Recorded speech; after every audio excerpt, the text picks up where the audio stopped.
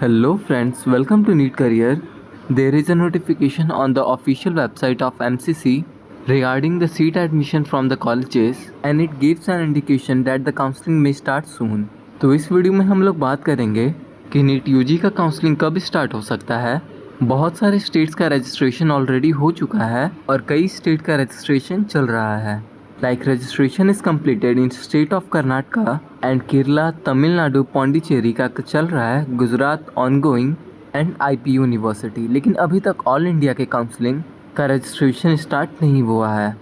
एक मैटर और फंसा हुआ है जो MP स्टेट के 75 कैंडिडेट्स का कोर्ट मैटर है MP हाई कोर्ट में, तो उसका हियरिंग आज के दिन में है। जैसे ही उसका अपडेट मिलेगा मैं आपको अपडेट शेयर कर दूंगा कि उसका नेक्स्ट प्रोसेस क्या है।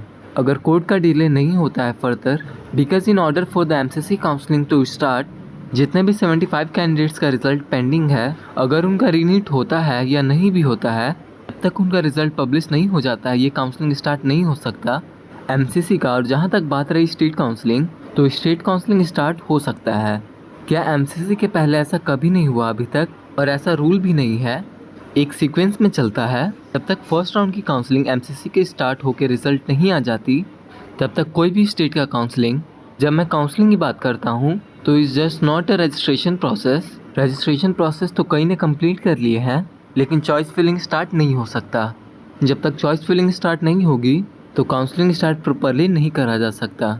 रजिस्ट्रेशन करके बहुत सारे स्टेट कंप्लीट करा के रख लेते हैं, लेकिन ये जो नोटिफिकेशन आई है एक इम्पॉर्टेंट नोटिफिकेशन है। इसमें क्लियरली बोला गया है those institutes who are participating in UG counselling are informed as under. So जो इंस्टीट्यूट्स पार्टिसिपेट कर रहे हैं यूजी काउंसलिंग 2025 में, उनके लिए एक इंट्रा MCC पोर्टल होता है जो MCC पोर्टल का इंटरनल होता है। उस पर कैंडिडेट्स लॉगिन नहीं कर सकते और उस पर आपको कुछ डिटेल्स नहीं दिखेगा।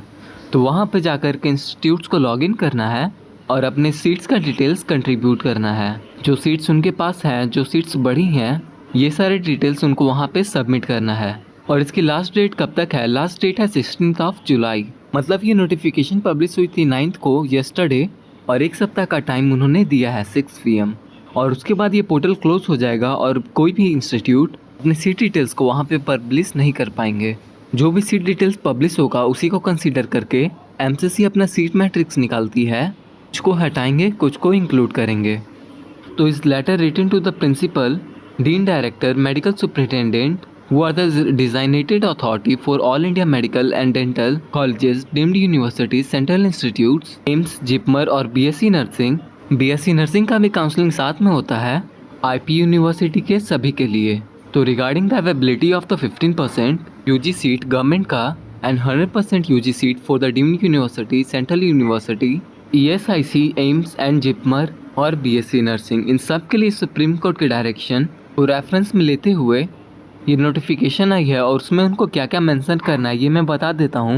उनको institute profile, institute seat information, proposed new seats for furnishing information about proposal submitted to central government for increasing MBBS MDS seats. In case no proposal is submitted, the same may also be conveyed by filling this information on prescribed format. तो ये सारी information आपको देना है और ये सारी information आपको डिटेल्स में अवेलेबल रहते हैं। पार्टिसिपेटिंग इंस्टीट्यूट्स में सेक्शन एक अवेलेबल होता है। जब MCC की वेबसाइट पे आप जाएंगे, वहाँ पे आप कोई भी इंस्टीट्यूट का सेलेक्ट करके, कोई भी कोर्स को सेलेक्ट करके उसके डिटेल्स, उस डिटेल्स में आपको क्या होंगे, इंस्टीट्यूट में कितने सीट हैं, क्या फ़ीस स्ट्रक्चर है, उसमें बॉन्ड है या नहीं है, ये सारे डिटेल्स यहाँ पे भरने होते हैं। तो ये सारे जो गाइडलाइन है, ये सारे गाइडलाइन वो इंस्टीट्यूशंस के लिए हैं। इसमें आपको कुछ करने की ज़रूरत नहीं है, लेकिन आपको ये ज़रूर जानना चाहिए कि हो क्या रहा है। अगर आप ये सोच करके बैठे हुए हैं कि काउंसलिंग तो अभी स्टार्ट नहीं हुई है, तो ये आपका एक मन का भ्रम है, जो कि जब टूटेगा तो हो सकता है आपको बहुत कुछ लॉस हो चुका रहेगा। तो आप ऐसा बिल्कुल मत सोचें। आप अगर काउंसलिंग में पार्टिसिपेट करना चाहते हैं तो you must be aware about all the things are going on. It's not like when the result will publish और be declare for the remaining 75 candidates, then only the processing will start. Some process will complete before those candidates will get the result. तो आपको कहाँ participate करना है? State में participate करना है counselling में, या ऑल इंडिया में पार्टिसिपेट करना है, या दोनों में करना है? इसके कंसर्निंग जितने भी अपडेट्स आते हैं आपको पता होना चाहिए। चैनल को अगर सब्सक्राइब कर लेंगे तो मोस्ट ऑफ द अपडेट्स पता चल जाएगा। ग्रुप को ज्वाइन कर लीजिए। ग्रुप कैसे ज्वाइन करेंगे?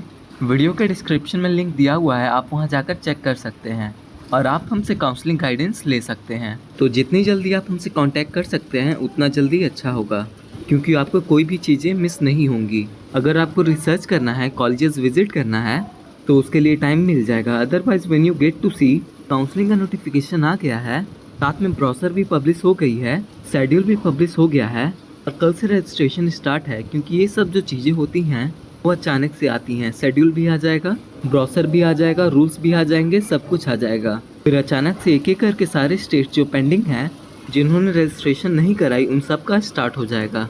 तो अगर लास्ट मोमेंट तक वेट करेंगे तो आपके लिए कुछ नुकसान हो सकता है, क्योंकि आप इम्प्लीमेंटेशन पे टाइम लगाएंगे, आप समझने पे टाइम नहीं लगाएंगे कि आपको करना क्या चाहिए। कोई कॉलेज विजिट करना है, रिव्यू लेना है, स्ट्रेटजी कैसे चेंज करनी है या बनानी है, ये सारी चीज़ें। तो काउंसलिंग धीरे धीरे gradually it will start and it will start at its own time. Nobody notes the date as of now. There are many things which are pending. High court case, तो ये हाई कोर्ट केस आपको supreme court में भी जा सकता है अगर delay होना रहे तो, और नहीं तो बिना एग्ज़ाम के रिजल्ट दे सकते हैं। सो बिना एग्ज़ाम के अगर रिजल्ट आ गया, जैसे कि एग्जामिनेशन पे होल्ड लगा दिया गया था हाई कोर्ट की सेकंड जो 2 जजेस की बेंच बैठी उसमें, और इधर जो फॉर्मेलिटीज़ हैं, एक और फॉर्मेलिटी है कि आपके पास एमसीसी वेबसाइट पे एक नोटिफिकेशन आएगा पीडब्ल्यूडी सर्टिफिकेशन वेरिफिकेशन के लिए from the designated government hospitals. उसके लिए जब नोटिफिकेशन आएगी उसके 10 दिन के बाद आपका काउंसलिंग स्टार्ट हो जाता है। तो ये रफली सम चेक पॉइंट्स हैं, जो चेक पॉइंट्स आपको बताते हैं कि कब प्रोसेसिंग कहाँ तक पहुँचा है, कब स्टार्ट हो सकती है काउंसलिंग। तो इस वीडियो में मुझे यही शेयर करना था, और इस चैनल को सब्सक्राइब करके रख लें ताकि जितने भी काउंसलिंग से रिलेटेड, कॉलेज से रिलेटेड अपडेट्स हों, कट ऑफ्स हों, फीस स्ट्रक्चर हो, अदर डिटेल्स हों, वो आपको समय पर मिलते रहें। आज के लिए इतना ही, मिलते हैं ऐसे किसी इन्फॉर्मेटिव वीडियो में। Thank you for watching, have a nice day and thank you for your time.